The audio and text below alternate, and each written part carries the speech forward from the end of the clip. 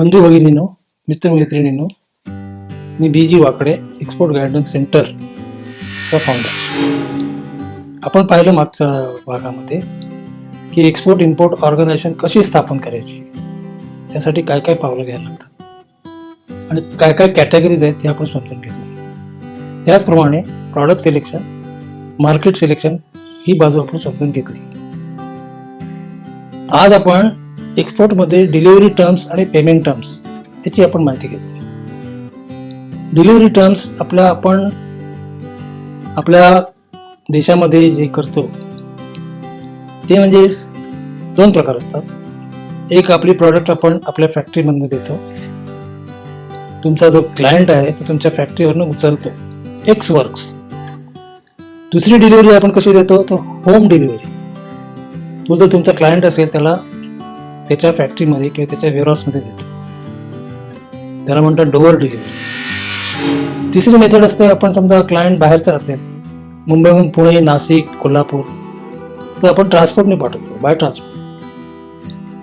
इथे आपले काय, दोन देश, दोन पोर्ट असं असल्यामुळे त्या पेमेंट टर्म्स कशा, डिलिव्हरी टर्म्स कशा असतील हे आपल्याला ठरवायला लागते. तर पहिली डिलिव्हरी टर्म्समध्ये एक्स वर्क्स म्हणजे तुमची फॅक्टरी किंवा एक्स वेअरहाऊस, तुमचं गोडाऊन. तुम्ही जेव्हा कोटेशन देता एक्स वर्क्स किंवा एक्स गोडाऊन, म्हणजे तुमचा जो क्लायंट आहे ते त्याच्या पुढचे सगळे जे खर्च आहेत ते फॅक्टरीवरनं उचलून शिप करणं, वेसलने पाठवणं, इन्शुरन्स करणं, हा सगळा तो करतो. म्हणजे एक्स वर्क्स म्हणजे तुमची जबाबदारी तुमचं पॅक केलेलं एक्सपोर्ट प्रॉडक्ट तुमच्या क्लायंटच्या प्रतिनिधीला किंवा एजंटला देणं, त्याला एक्स वर्क्स असं म्हणतात. त्याच्या पलीकडे जाऊन फ्री अलॉंगसाइड शिप, FAS अशी एक संस्था आहे की जिकडे तुम्ही मटेरियल कंटेनर लोड करून शिपपर्यंत जातं, फ्री अलॉंगसाइड शिप. ती जी ट्रान्सपोर्ट कॉस्ट, कस्टम एक्सपेन्सेस असतात, पण त्याच्या पुढचे जे खर्च असतात ते तुमचा क्लायंट करतो. तिसरी म्हणजे FOB, free on board. Free on बोर्डमध्ये तुम्ही जो काय मटेरियल असेल, कंटेनर, तो वेसलवरती चढवला जातो, तिथपर्यंतची कॉस्ट तुमची असते. त्याच्यामुळे तुमची प्रॉडक्टची कॉस्ट आली, लोकल ट्रान्सपोर्टेशन आलं, लोडिंग अनलोडिंग आलं, कस्टम एक्सपेन्सेस वगैरे तुम्ही सगळं करता. आणि फ्री ऑन बोर्ड, वेसलवरती लोड करण्यापर्यंत जबाबदारी तुमची असते. त्याच्या पुढची जबाबदारी म्हणजे सी फ्रेट किंवा एअर फ्रेट, हे तुमचा क्लायंट भरणार. मरीन इन्शुरन्स तुमचा क्लायंट कव्हर करणार. म्हणजे FOB जेव्हा तुम्ही द्या तेव्हा तुमची जबाबदारी कंटेनर व्हेसलवरती लोड करणं इथपर्यंत तुमची असते. त्याच्या पुढचे एक्सपेन्स तुमचा क्लायंट करतो. त्याच्या पुढे जाऊन कॉस्ट अँड फ्रेट, C&F. याच्यामध्ये काय करता, तुम्ही FOB खर्च करता, शिवाय जे सी फ्रेट असेल किंवा एअर फ्रेट असेल ते तुमच्या पोर्टपासून दुसऱ्या पोर्टला, म्हणजे आपला जेन पोर्ट आणि तुमचा पार्टी समजा लंडनमध्ये असेल तर लंडन पोर्ट, किंवा तुमचा पार्टी न्यूयॉर्कमध्ये असेल तर न्यूयॉर्कपर्यंत, त्याचं सी फ्रेट तुम्ही भरता आणि ते C&F तुम्ही त्याला कॉस्ट अँड फ्रेट असं त्याला तुम्ही सांगता. तिसरी महत्त्वाची म्हणजे मरीन इन्शुरन्स. एक्सपोर्ट मटेरियल तुमचं तुमच्या फॅक्टरीपासून एका पोर्टवरून दुसऱ्या पोर्टला जातं. अनेक ठिकाणी लोडिंग अनलोडिंग होतं, काही ठिकाणी ते स्टोअर केलं जातं. ही सगळी रिस्क जी आहे ती तुम्हाला मरीन इन्शुरन्सची थ्रू कव्हर करायला लागते. तर तुम्ही जर इन्शुरन्स पॉलिसी काढली CIF, त्याची कॉस्ट तुम्ही ॲड करता. तुमची कॉस्ट, सी फ्रेट आणि insurance, CIF, cost insurance freight, अमुक अमुक port, CIF New York, CIF Tokyo, CIF Hamburg. तुम्ही जे पोर्ट सांगा तोपर्यंत तुमची कॉस्ट असते. त्या कंट्रीमध्ये जे काही एक्सपेन्स असतील, लोडिंग अनलोडिंग, कस्टम क्लिअरन्स, तो तुमचा करतो. ह्या झाल्या डिलिव्हरी टर्म्स. ह्या डिलिव्हरी टर्म्स आपल्या पोर्ट टू पोर्ट, म्हणजे जेन पोर्ट टू न्यूयॉर्क पोर्ट, जेन पोर्ट टू टोकियो पोर्ट, अशा तऱ्हेचे आहेत. आता हल्ली मल्टी मोडल ट्रान्सपोर्ट डेव्हलप झालं. मल्टी मोड म्हणजे मेथड ऑफ ट्रान्सपोर्ट. मेथडमध्ये वेसल, रेल्वे, रोड. ज्या ठिकाणी आता बरेचसे फॉरेन क्लायंट त्यांचे हँडलर अपॉइंट करतात, एजंट अपॉइंट करतात आणि त्यांना संपूर्ण कॉन्ट्रॅक्ट देतात. ते मल्टीमोलर म्हणजे तुमच्या फॅक्टरीपासून लोडिंग करणं, सी फ्रेट भरणं, त्यांच्या कंट्रीमध्ये माल उतरवणं, तिकडे ड्युटी भरणं, हे सगळं करतात. ह्यासाठी ज्या टर्म्स आहेत त्याला इन्को टर्म्स म्हणतात, इंटरनॅशनल कमर्शियल टर्म्स. याच्यामध्ये फरक असा आहे, पहिले ज्या आपण चर्चा केली ते पोर्ट टू पोर्ट बेसिस, इथे आपल्याला point two point basis. Point two point म्हणजे तुमची फॅक्टरी ठाण्याला असेल तिथपासून तुमची जी फॅक्टरी, तुमच्या क्लायंटचं जे वेअरहाऊस असेल तिथपर्यंतचं कमिटमेंट, हे इन्को टर्म्समध्ये, इंटरनॅशनल कमर्शियल टर्म्समध्ये येतं. त्याच्यामध्ये फरक थोडा असा आहे, एक्स वर्क्स आहे XW. XW केल्यानंतर बाकीचे सगळे पुढचे एक्सपेन्स जे आहेत ते तुमचा क्लायंट एजंटच्या थ्रू करतो. CFR आहे, कॉस्ट अँड फ्रेट. तिसरी टर्म आहे CIP, कॅरिएज इन्शुरन्स पेड, म्हणजे तुम्ही फ्रेट भरता, इन्शुरन्स करता. CIP, carriage insurance paid up to New York, up to Tokyo, up to Hamburg. नंतर काय होतं, त्या कंट्रीमध्ये आपण जो एक्सपोर्ट करतो ते त्याचा इम्पोर्ट आहे, त्याला ती ड्युटी भरायला लागते.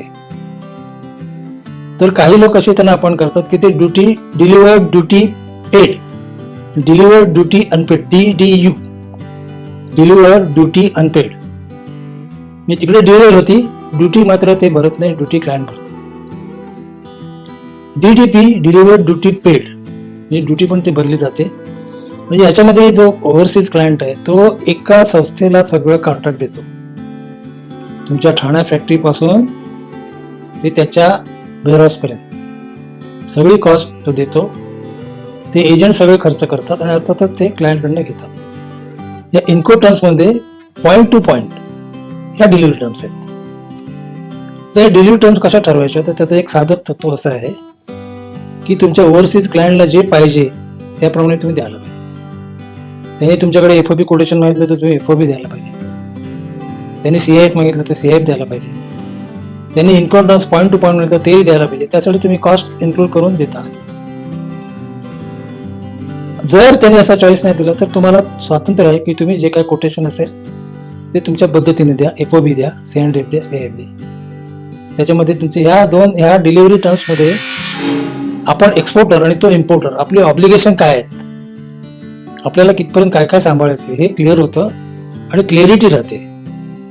पेमेंट डिलिव्हरी टर्म्स देण्यामध्ये क्लिअरिटी राहते, आपापल्या जबाबदाऱ्या समजल्या जातात. तर ह्या डिलिव्हरी टर्म्स समजणं महत्त्वाचं आहे, कारण आपण जे एक्सपोर्ट कॉन्ट्रॅक्ट करू त्याच्यामध्ये तुमचे प्राइसिंग, डिलिव्हरी टर्म्स. नंतर आपल्याला पेमेंट टर्म्स. एक्सपोर्टचं पेमेंट हे बँकिंग चॅनलने येतं. बँकिंग चॅनल म्हणजे आम्ही भारतात एक्सपोर्टर आहोत, आमची एक बँक आहे, आमचा ओव्हरसीज बायर त्याची बँक आहे. तर एक्सपोर्टचे जे आपले पैसे असतात फॉरेन, तो बँक टू बँक ट्रान्झॅक्शन येतात. एक्सपोर्टमध्ये कॅश अलाउड नाही आहे. तुम्हाला ॲडव्हान्स जरी आला तरी ते बँकेच्या थ्रू येतो. डिमांड ड्राफ्ट असेल, बँक ट्रान्सफर असेल किंवा कुठलेही पेमेंट बँक टू बँक बेसिसवर, त्याला बँकिंग चॅनल म्हणतात. ते कसं मिळवता येतं तुम्हाला, त्याच्या 3-4 पद्धती आहेत.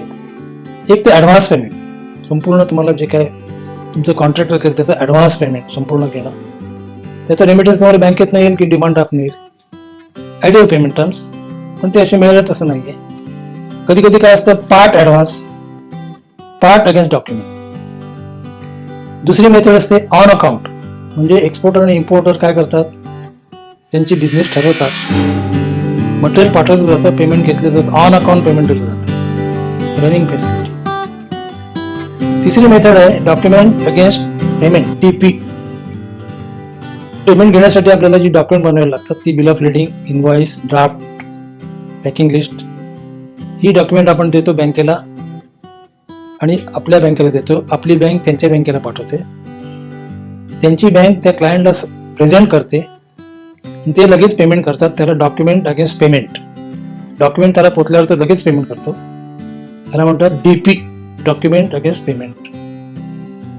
दुसरी गोष्ट अशी आहे की एक्सपोर्टमध्ये तुम्हाला क्लायंट रिक्वेस्ट करतो की आम्हाला क्रेडिट टर्म्स द्या, म्हणजे आम्ही मटेरियल घेऊ, 60 दिवसांनी पेमेंट देऊ, 90 दिवसांनी देऊ.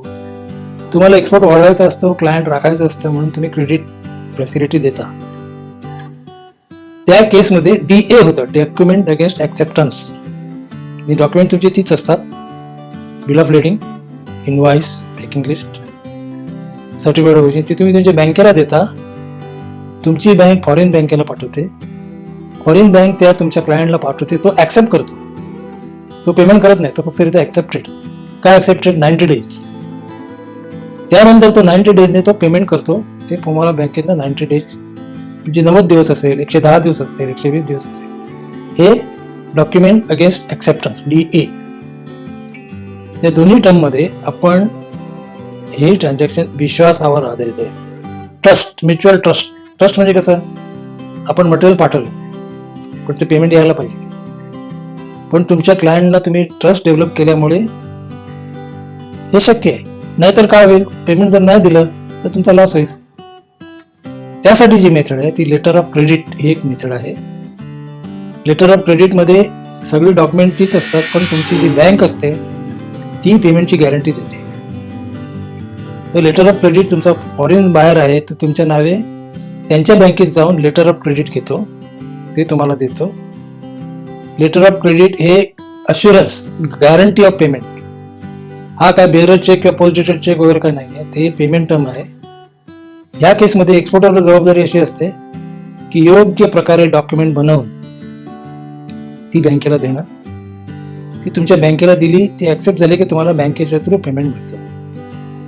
तर DA आणि DP मध्ये आपण ट्रस्ट बेस आहे, विश्वास टाकतो. लेटर ऑफ क्रेडिटमध्ये आपल्याला बँकेची गॅरंटी मिळाली, आपल्याला एक प्रकारचं पेमेंटचं अश्युरन्स मिळतं. मग लेटर ऑफ क्रेडिटमध्ये प्रकार आहेत रिवोकेबल, इरिवोकेबल वगैरे. पण हे जी ह्याला डॉक्युमेंटरी लेटर ऑफ क्रेडिट म्हणतात. कारण बँक तुमची डॉक्युमेंट बघते.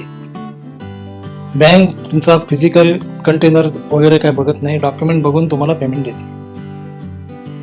लेटर ऑफ क्रेडिट ही अशी एक मेथड आहे ज्यामुळे तुमचे रिस्क कमी होतात आणि तुम्हाला पेमेंटची गॅरंटी मिळते. तर पेमेंट टर्म्स ठरवणं हे तुमचा क्लायंट आणि तुम्ही ह्याच्यावर आहे.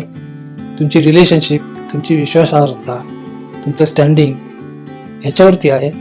आणि तिकडे तुम्ही योग्य काळजी घेतली, योग्य पेमेंट टर्म्स घेतल्या तर कुठल्याही तऱ्हेचं रिस्क जे आहे ते तुम्हाला घेण्याची गरज पडत नाही. या झाल्या delivery terms and payment terms in export. हे आपण पाहिलं.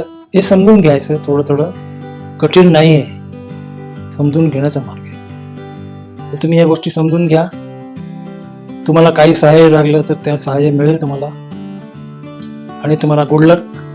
तुम्ही ह्याच्यामध्ये यशस्वी व्हा. यश तुमची वाट पाहत आहे. पुढच्या भागामध्ये आपण शिपिंग, मटेरियल कसं पाठवायचं याची चर्चा करू. जय हिंद, जय महाराष्ट्र.